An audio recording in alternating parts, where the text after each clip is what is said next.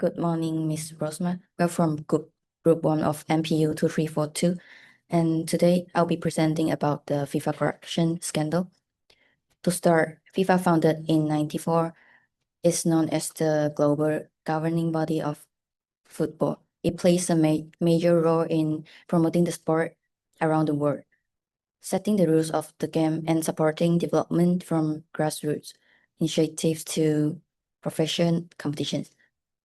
FIFA is also responsible for organizing major international tournaments such as the FIFA World Cup, the FIFA Women's World Cup, and the FIFA Club World Cup, all of which bring together teams and fans from across the globe. Through its 2-on-1 member association, it has a massive influence on the sport.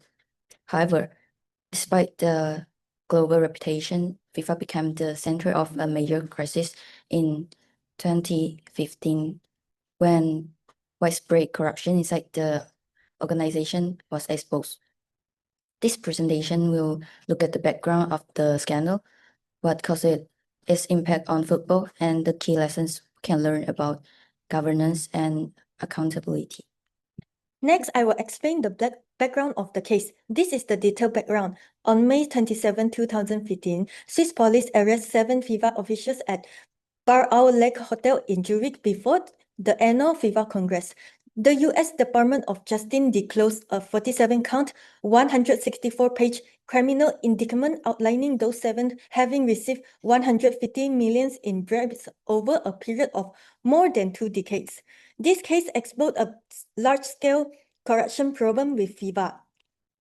Now, in terms of who was involved, the arrests include senior FIFA officials and associates. By December 2015, a total of 16 officials have been charged. Even high-profile figures were implicated. For example, the former president of Brazil Football Federation, Ricardo Teixeira, was linked over 200 million in bribes.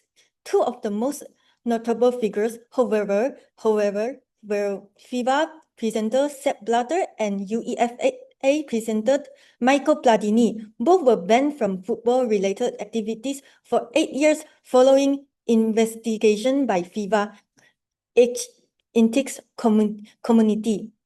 Let's summarize the timeline. In May 27, 2015 is the first arrest, and in December 2015, additional arrests and indictments. I will be discussing the offenses committed as well as the steps to address integrity and corruption issues. FIFA's own regulation and the laws of the United States and Switzerland interacted intricately in the prosecution of FIFA officials. The crimes of the controversy include violations of the FIFA Code of Ethics, racketeering, criminal mismanagement of funds, and bribery. The accusation of the United States was based on the RICO, Racketeer Influence and Corrupt Organization Act. The RICO Act was initially enacted to punish members of the mafia, permits the prosecution of those engaged in a criminal enterprise. The US DOJ, Department of Justice, successfully argued that FIFA and its regional leagues were compromised by decades of fraud, bribery, and money laundering.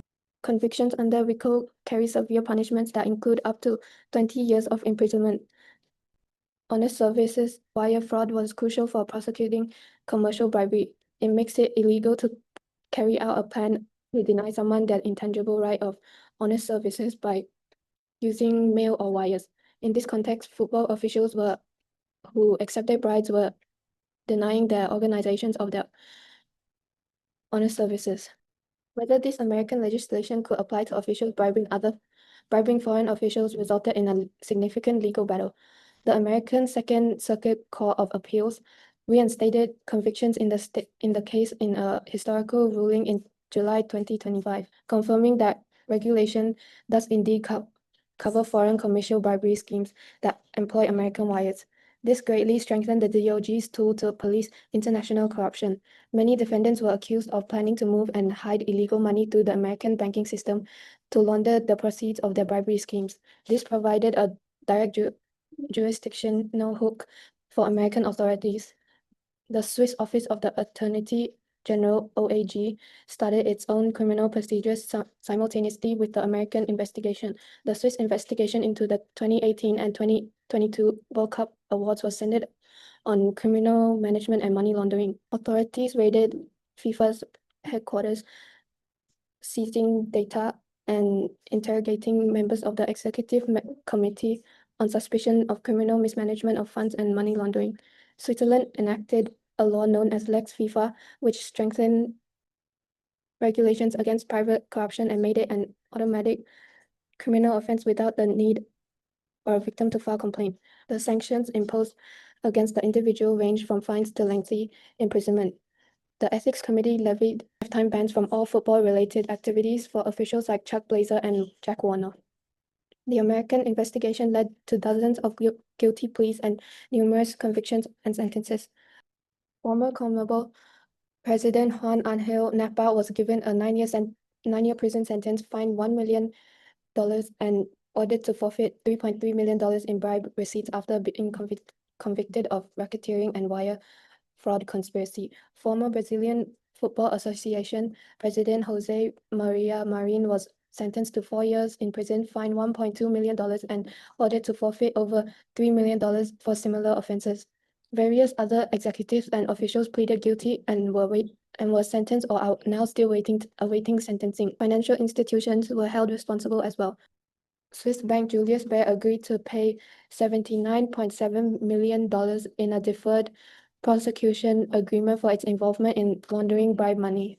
FIFA had to implement significant improvements in the aftermath of the controversy to address integrity and corruption issues. Separation of powers was introduced with the replacement of the powerful executive committee by a new FIFA Council, which oversees strategic direction, and a general secretariat, which handles operational and commercial matters.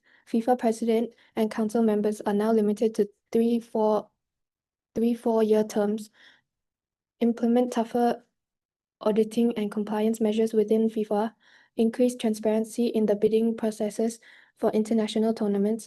FIFA made a clear commitment to respect human rights in its legislations for the first time. From this FIFA scandal, we can learn many important lessons about ethics, governance, and risk management, especially for big international organizations, not only in sport, but in any industry. One of the biggest lessons is that having rules is not enough. FIFA had a code of ethics, but because the leader themselves encouraged corruption, this rule became meaningless. This shows that without a strong value and honest leadership at the top, the whole system can easily fall apart. Real change cannot happen just by adding more rules. There must be a real shift in attitude and culture. For example, FIFA leaders were able to remove independent investigators like Garcia and Alcott. This shows how important independent oversight is, and how dangerous it is when powerful people can remove or control the people meant to monitor them. Another major problem was secrecy. Hidden financial flow and clear executive payments and secret bidding process make corruption easier to grow. That's why transparency, especially about how money is used and how decisions are made, is one of the most powerful ways to stop abuse. The actions taken by the US Department of Justice also taught us something important. No organization is too big to face consequences. This sends a strong message that even major international bodies can help responsible when they break the law. The scandal also showed a worrying pattern. Countries with weak human rights records or controversial history were still selected as World Cup hosts. This raises questions about how decisions were made and whether fairness was truly considered. In the end, the FIFA scandal reminds us that good governance is not just about preventing financial crime. It is also about ethically protecting human rights and making decisions only on following rules, but not on building a culture where honesty and accountability actually matter. For this part, I'll be discussing the implication of FIFA corruption scandal. Overall, it affects three major areas: individual involved, the organization itself, and even several countries connected to the World Cup bidding process.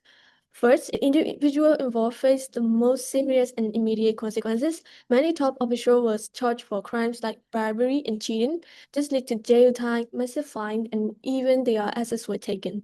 Their reputation was completely destroyed, and their career ended almost instantly. People who were once considered the most powerful people in football, like Michael Platini, Sepp Blatter, become public symbols of corruption. Next, impact of organization. Scandal also had major impact on the organization itself. The corruption case heavily damaged FIFA global reputation. Sponsors started distancing themselves. Big sponsors like Emirates and Sony did not renew their contract. And in 2015, FIFA recorded a financial deficit of over $222 million, which was their first deficit in over 10 years. Interestingly, after the investigation, FIFA, CONCACAF, and CONMEBOL were recognized as victims of their own officials, and they received over $201 million in forfeited funds for the U.S. Department of Justice. FIFA then created a World Football Remission Fund to use money for football development projects, but many people did not trust in this decision because the corruption happened inside the FIFA in the first place. And lastly, impact of country.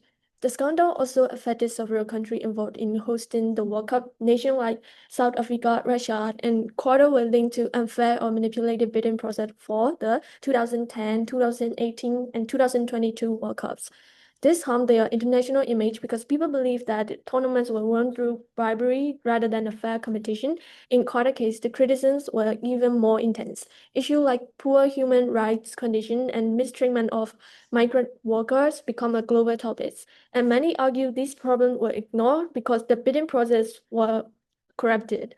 Overall, the scandal reduced public trust in how World Cup hosts were selected and strengthened the belief that football was being controlled by a small and ethical groups of leaders. The FIFA scandal had a big and long-lasting effect. It harms the individual involved, damaged the FIFA reputation, and affect the image of several countries. So I'll briefly explain the FIFA corruption scandal. In 2015, FIFA was hit by a major corruption case where investigators uncovered large-scale bribery involving top officials. Several leaders were arrested and charged for offenses such as fraud, bribery, and money laundering. This scandal has serious consequences. FIFA's reputation suffered globally, sponsors pull out, and the organization faced financial losses. It also raised doubts about the fairness of past World Cup bidding processes and increases concern about human rights issues in host country. In response, FIFA introduced several reforms, including leadership changes, more transparency, and stricter integrity checks. However, many critics will still question whether these reforms are enough. Overall, this case shows why transparency, accountability, and ethical leaderships are essential in any global organizations. That's all from us. Thank you.